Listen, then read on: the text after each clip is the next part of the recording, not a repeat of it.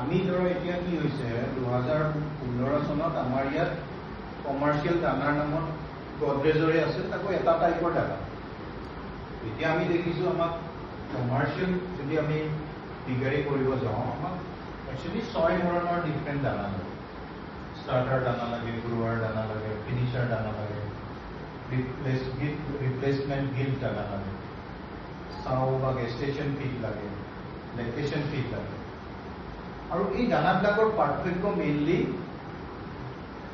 প্ৰটিনৰ তাত কিমান থাকে, প্ৰটিন কিমান এনাৰ্জি থাকে আৰু কিমান ফেটছ থাকে। এতিয়া আমাৰ ইয়াতে আজিৰ ডেটত বহুতকেইটা মাল্টিনেশ্যনেল কোম্পানীৰ দানা আছে, বহুতকেইটা আমাৰ ইণ্ডিয়ান কোম্পানীৰ দানা আছে।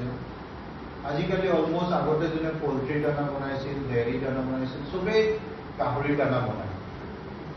কিন্তু মেক্সিমাম ফিড মিলাৰৰ ইমানখিনি আইডিয়া নাই যে কোনটো প্ৰকাৰৰ দানাত কিমানখিনি প্ৰটিন থাকিব লাগে, প্ৰটিন পাৰ্চেণ্টেজ কিমান হ'ব লাগে, এনাৰ্জি কিমান হ'ব লাগে, ফেটছ কিমান হ'ব লাগে।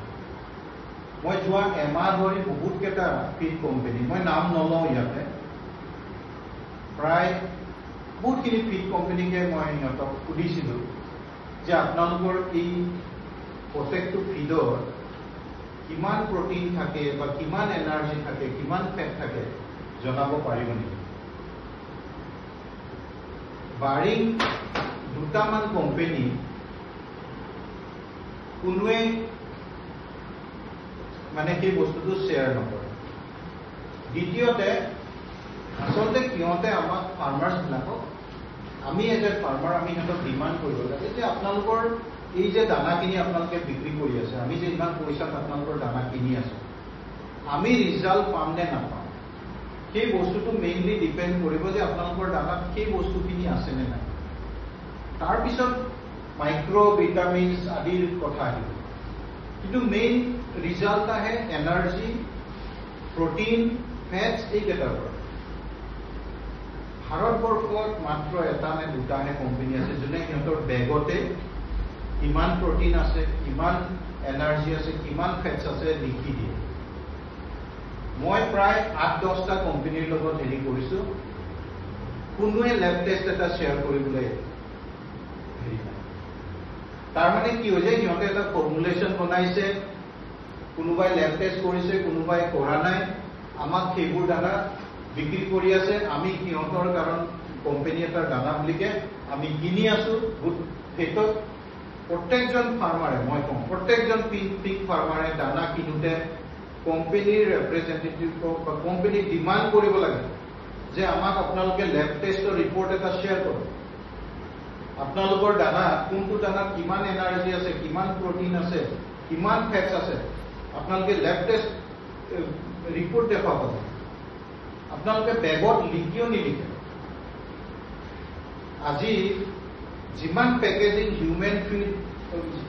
হিউমেন ফুড প্ৰডাক্টছ আছে, চবতে নিউট্ৰিচনেল ভেলু লিখা থাকে।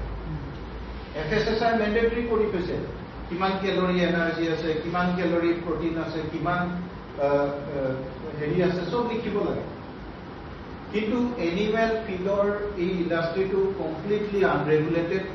আমি ফাৰ্মাৰসকলে এইটো এটা এৱেৰনেছ ক্ৰিয়েট কৰিব লাগে। আমি 40 টকা 50 টকা কেজি দি পেলাই দানা কিনি আছো, কিন্তু নাজানো সেই পেলেটটোত কি আছে।